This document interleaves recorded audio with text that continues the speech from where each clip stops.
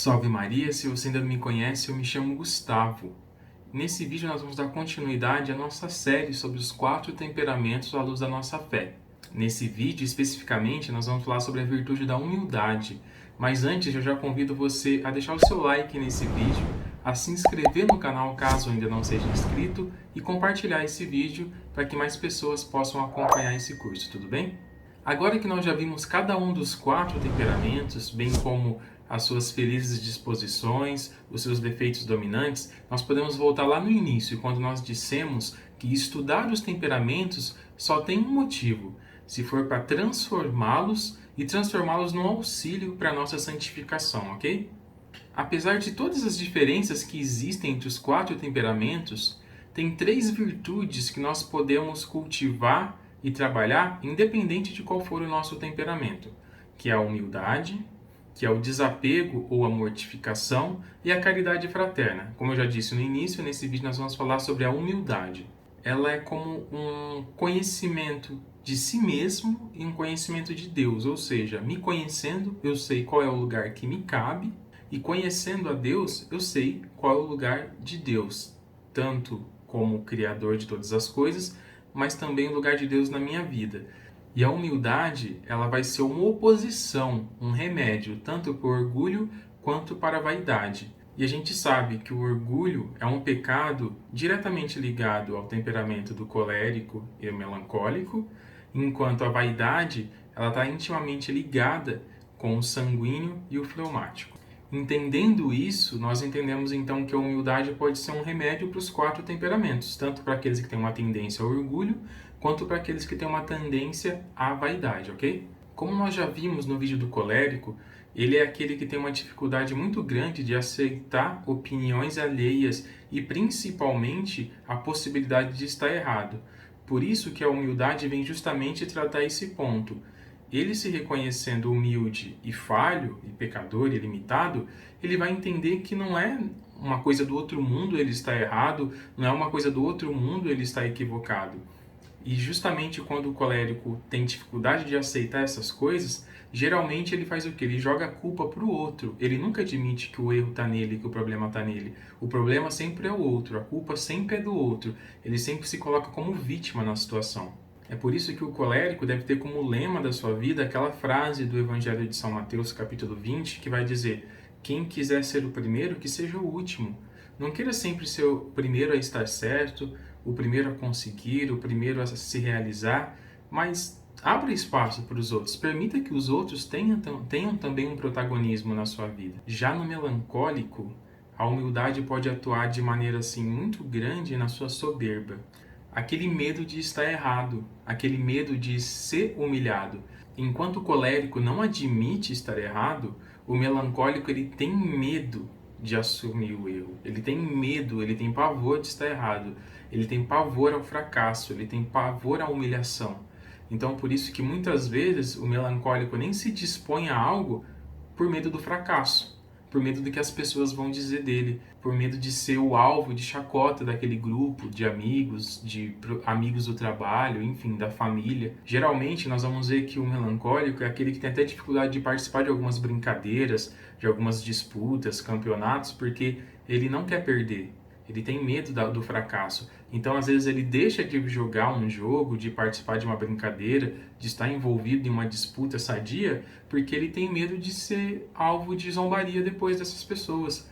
Que eles zombem, que apontem o fracasso dele. E a vaidade, que é mais uma tendência do fleumático e do sanguíneo, também está um pouco presente no melancólico. A vaidade no melancólico é o quê?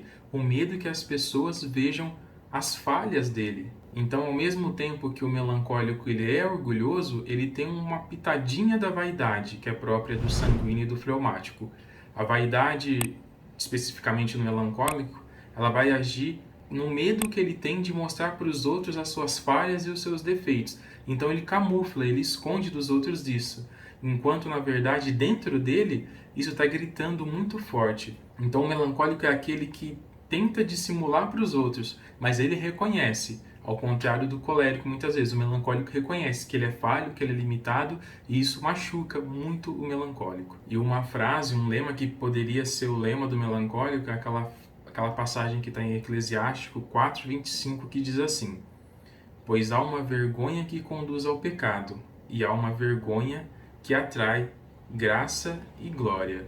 Ou seja, se tivermos vergonha daquilo que realmente nos afasta de Deus, e não daquilo que pode nos manchar o nosso status ou manchar o nosso ego perante os outros, aí sim nós estaremos permitindo que a misericórdia e a graça de Deus haja na nossa vida. Já o sanguíneo, que tem uma tendência à vaidade e não tanto ao orgulho, como os outros dois temperamentos que nós falamos até agora, ele vai na contramão do melancólico.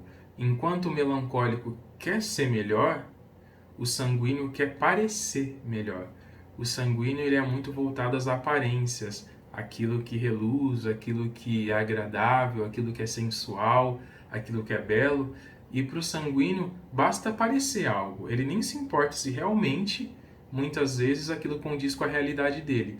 Então ele ignora completamente o ser para apenas parecer. Por isso que muitas vezes a tendência do sanguíneo é falar demais, é se mostrar demais, abrir para todo mundo ali as suas qualidades, aquilo que ele faz, porque ele quer que os outros achem que ele realmente é tudo aquilo, mesmo que no fundo ele não faça nada daquilo, ele vá na contramão de tudo aquilo. Por isso que o lema do sanguíneo deveria ser aquela passagem que está no Evangelho de São Lucas que diz: somos servos como quaisquer outros, fizemos o que deveríamos fazer.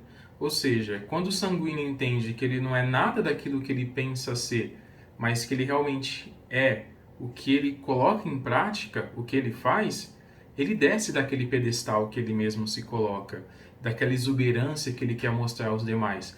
E finalmente o fleumático, que assim como o sanguíneo também é voltado para a questão da vaidade, a tendência, ele tem uma tendência à vaidade também, ele precisa combater a tendência que ele tem a uma vida vazia e sem sentido.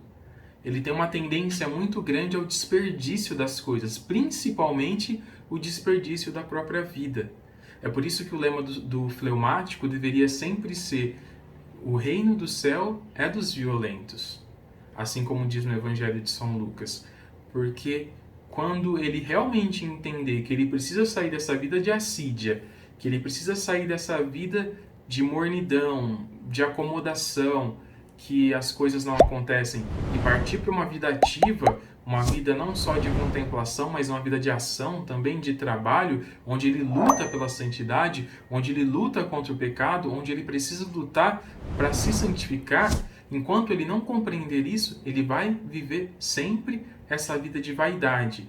Que vaidade? A vaidade que busca os prazeres mais fáceis, que busca saciar as suas necessidades mais básicas e nunca busca as coisas mais altas. E o que é a coisa mais alta que nós podemos buscar? É o céu. Por isso que, como nós vimos no vídeo de hoje, as virtudes, essas 3 virtudes, vão nos deixando algumas migalhas no chão do caminho que nós devemos trilhar a partir do nosso temperamento.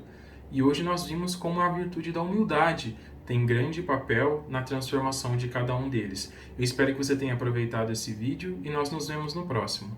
Deus abençoe você.